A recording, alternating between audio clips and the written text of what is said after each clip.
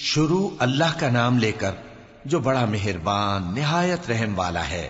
صاد، قسم ہے قرآن کی جو نصیحت سے پر ہے کہ تم حق پر ہو، مگر جو لوگ کافر ہیں وہ غرور اور مخالفت میں پڑے ہیں۔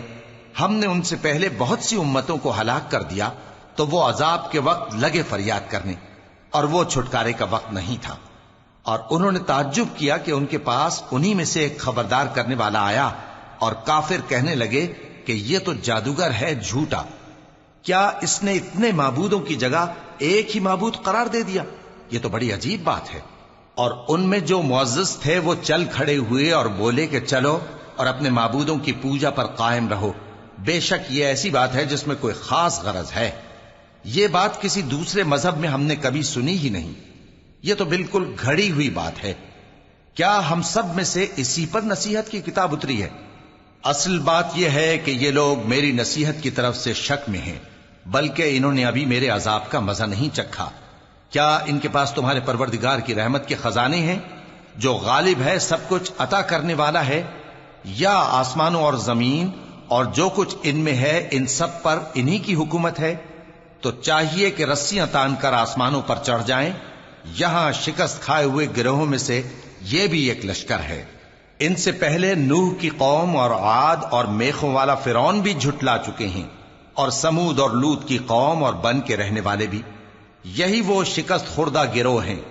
ان سب نے پیغمبروں کو جھٹلایا تو میرا عذاب ان پر آ واقع ہوا، اور یہ لوگ تو صرف ایک زور کی آواز کا جس میں شروع ہونے کے بعد کچھ وقفہ نہیں ہوگا انتظار کرتے ہیں، اور کہتے ہیں کہ اے ہمارے پروردگار، ہم کو ہمارا حصہ جلدی سے حساب کے دن سے پہلے ہی دے دے۔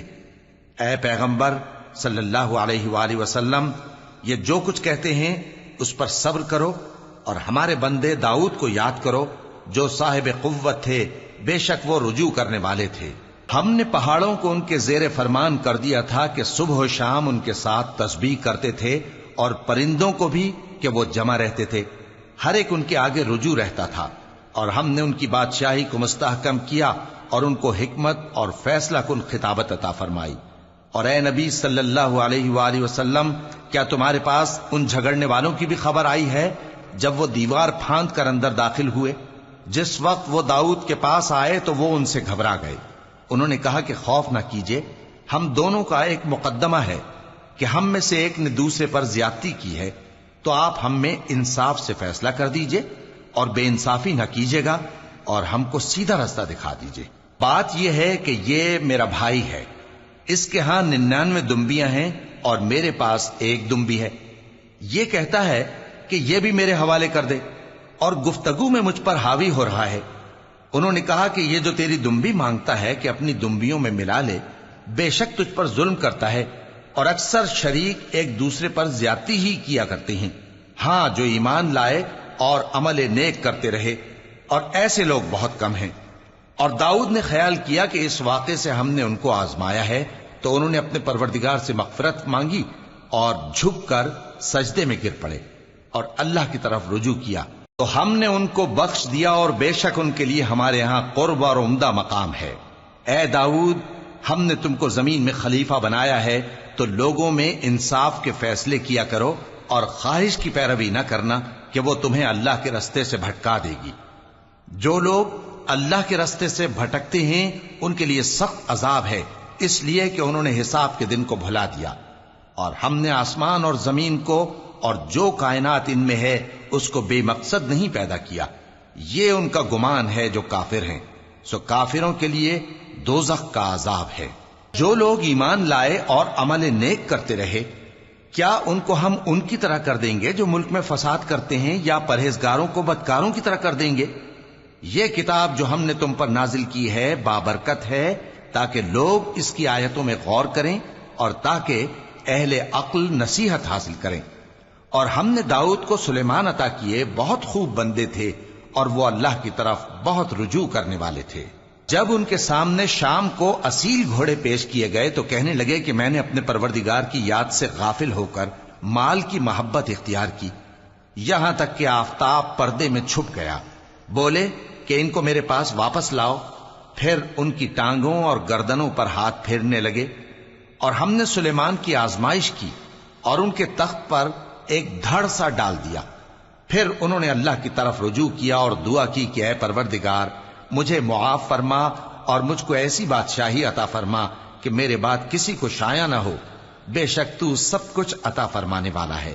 پھر ہم نے ہوا کو ان کے زیر فرمان کر دیا کہ جہاں وہ پہنچنا چاہتے ان کے حکم سے نرم نرم چلنے لگتی، اور جنوں کو بھی ان کے زیر فرمان کیا۔ یہ سب عمارتیں بنانے والے اور غوطہ مارنے والے تھے، اور کچھ دوسروں کو بھی جو زنجیروں میں جکڑے ہوئے تھے۔ ہم نے کہا یہ ہماری بخشش ہے، چاہو تو احسان کرو یا رکھ چھوڑو، تم سے کچھ حساب نہیں ہے، اور بے شک ان کے لیے ہمارے ہاں قرب اور عمدہ ٹھکانہ ہے۔ اور ہمارے بندے ایوب کو یاد کرو جب انہوں نے اپنے رب کو پکارا اور کہا کہ شیطان نے مجھ کو ایذا اور تکلیف دے رکھی ہے۔ ہم نے کہا کہ زمین پر لات مارو، دیکھو یہ چشمہ نکل آیا، نہانے کو ٹھنڈا پانی اور پینے کو بھی، اور ہم نے ان کو اہل و عیال اور ان کے ساتھ اتنے ہی اور بخشے۔ یہ ہماری طرف سے رحمت اور عقل والوں کے لیے نصیحت تھی۔ اور ہم نے کہا اپنے ہاتھ میں تنکوں کا ایک مٹھا لو، پھر اس سے مار لو اور قسم نہ توڑو، بے شک ہم نے ان کو ثابت قدم پایا، بہت خوب بندے تھے، بے شک وہ بہت رجوع کرنے والے تھے۔ اور ہمارے بندوں ابراہیم اور اسحاق اور یعقوب کو یاد کرو جو قوت والے اور صاحب نظر تھے۔ ہم نے ان کو ایک صفت خاص آخرت کے گھر کی یاد سے ممتاز کیا تھا، اور وہ ہمارے نزدیک منتخب اور خوبی والوں میں سے تھے۔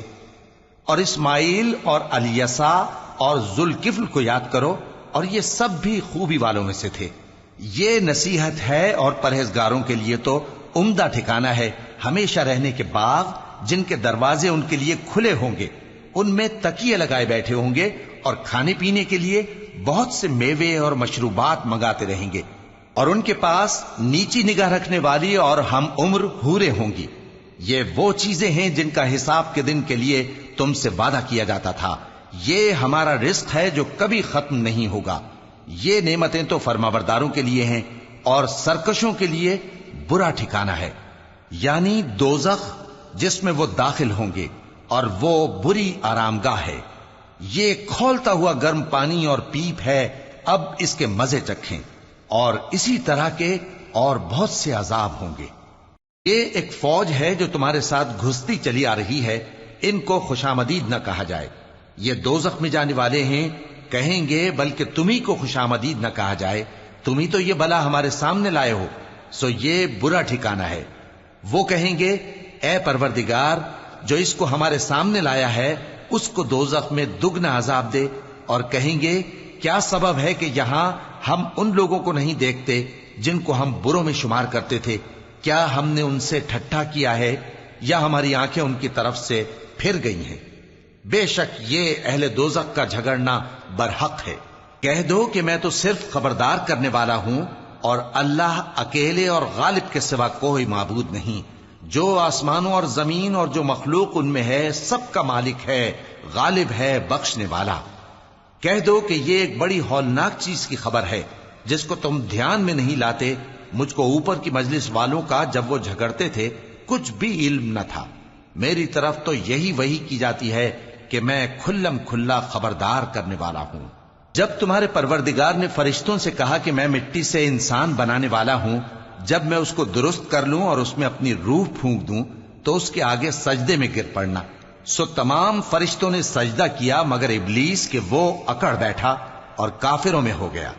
اللہ نے فرمایا کہ اے ابلیس، جس شخص کو میں نے اپنے ہاتھوں سے بنایا اس کے آگے سجدہ کرنے سے تجھے کس چیز نے منع کیا؟